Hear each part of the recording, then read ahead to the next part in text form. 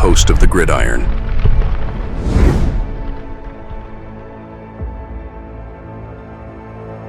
As I said, obviously, because the Bills had backups in there galore. Because once again, I mean they were locked in. They were like the Eagles. They both had 3 losses going in.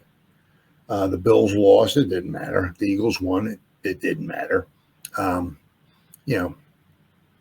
the Patriots went out and they actually won the game. They beat the Bills backups, unlike the Giants who lost to the Eagles backups. But thank you, Pats. Now the Giants moved up to number 3 in the draft. So we were talking about this a little bit.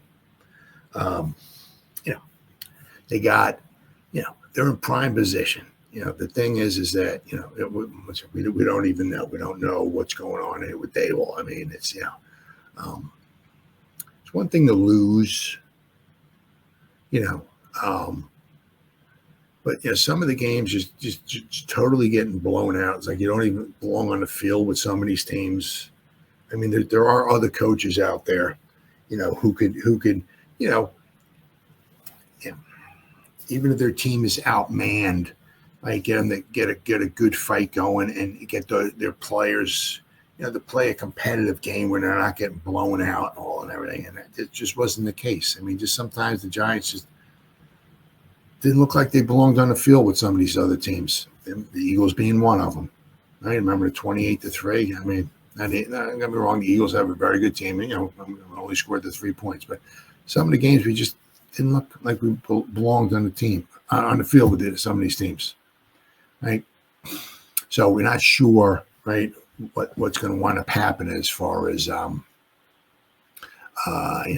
quarterback. But you got to make sure that when you're picking number 3 overall, if one of those quarterbacks falls to you, who knows, they got to be worthy of that 3rd pick. I mean, because if not, you're reaching. You can't do that. You need to find somebody to pick number 3, right? Who is as much a stone cold lock as you humanly possibly can get. Now, you listen to all these other, about, as I said, I can't remember the guy's name, but the cornerback from Michigan, supposed to be really, really good, right? I said there's the defensive lineman, there's a Graham, I think it is, from Michigan. Wink had some good players to work with. He had some good players to work with. He's supposed to be really, really good. As a couple wide receivers who are really, really good. Some tackles. I mean, whoever they think at number 3, basically it's pretty much like take the best player available. At that particular spot, because you want like a plug and play player.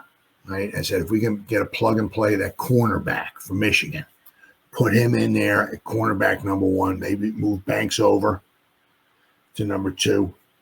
Right. We got Phillips in the slot. You can have Banks and Flott battle it out or something like that. But we need a cornerback who can step up and play against the big boys. Right. We don't have that. I mean, we got Phillips in the slot or whatever like that, but we don't have somebody that can go up against one of the dogs on the other team and battle with them. We need that. We need that, right? I said if we can get that, we got our slot corner, right? So we have those 2. I said between Banks and Flott, hopefully one of those guys can. I mean, Flott had a nice season this year, but he gets beat up all the time. He's always injured. I mean, maybe if Banks gets demoted, shall we say, to to the second, to the other side of the field, where he's not covering the number 1 wide receiver, maybe that might light a fire underneath him and help him play a little bit better, a little sense of urgency. Who knows? We'll have to wait and see. But I said there's a couple tackles in the top 10. I mean, that's what the Chargers went with. Of course, they have a quarterback. Don't get me wrong. But that's, they took a tackle. I said we have Illuminor for 1 more year. I don't know if we have a tackle on this team, other than Andrew Thomas, who can maybe plug and play. Right. So if there's one of those tackles, I'm taking one of those tackles, putting him in there. Illuminor, you tell him, look, you'll be our swing tackle because he played both right and left.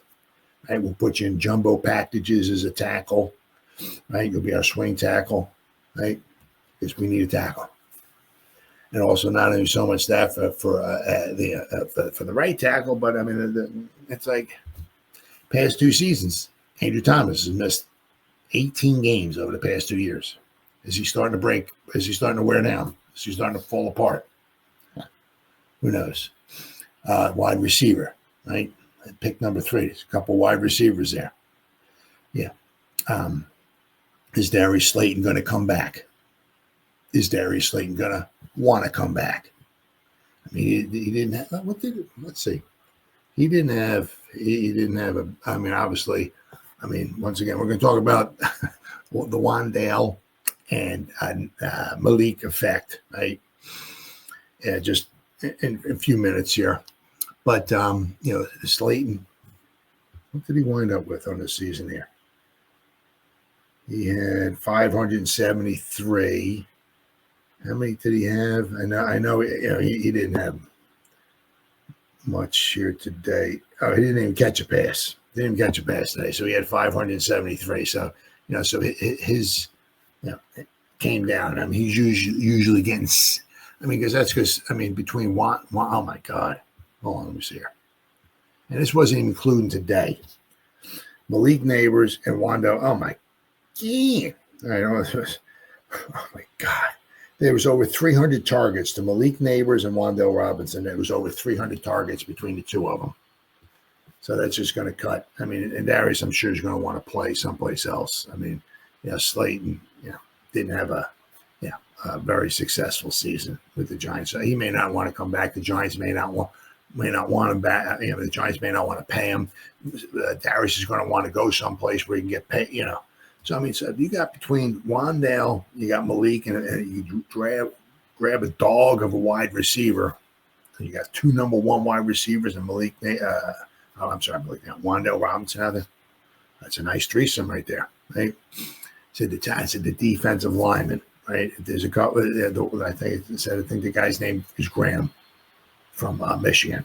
Get somebody next to Sexy. We need a defensive lineman now. Whether if you don't get the guy in the first round, it all starts in the trenches, right? Right, starts in the trenches, right?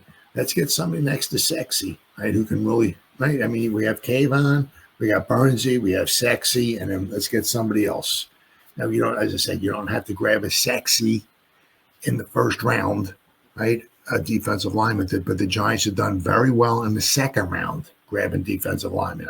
Go back to Dalvin Tomlinson, Jonathan Hankins. The problem is, I said, you go all the way back to Cornelius Griffin, all the way back to 2000 from Alabama, took him in the second round. And you go first and second round picks that we've had at defensive line. We've had some pretty good ones. Right? We've done pretty good. The problem is that a lot of times what the Giants wind up doing, right, is they'll get a defensive tackle, right? They'll draft them in the second round, right?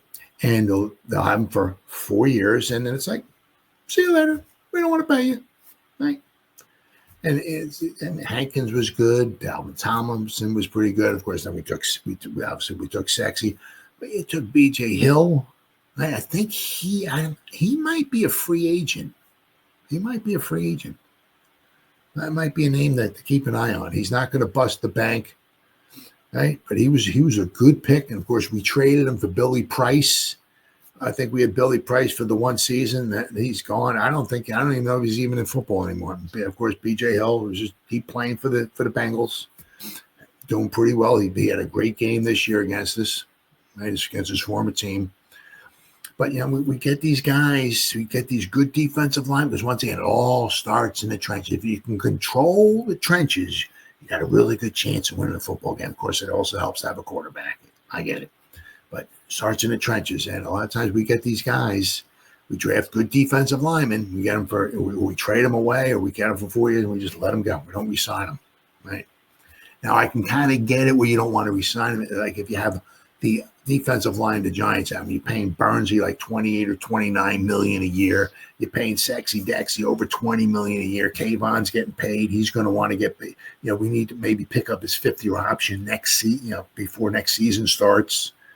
Right. So, I mean, that's going to, so, I mean, I can see it. You don't want to pay, half your salary cap to your defensive line. I can get it, but, it all starts in the trenches. So, I mean, if there's a defensive lineman, if that guy is that good, get him, right?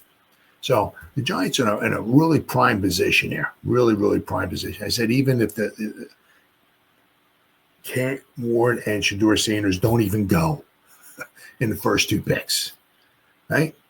And they slide to the Giants. If the Giants just pass on them, right, and take somebody else, because I said the one thing you don't want to do, I mean, is reach. You got to make sure these quarterbacks are worth it, right? And as I said, once again, we don't even know. We'll know them hopefully maybe 24, 48 hours if Dable's with us or not. But as of right now, he's still here. So we'll have to wait and see what Mr. Mara's going to want him doing. But you got to get yourself a quarterback. But as I said, you take Shedeur or Cam if they're not worthy of the number 3 overall pick. You're almost signing your own death warrant there. So.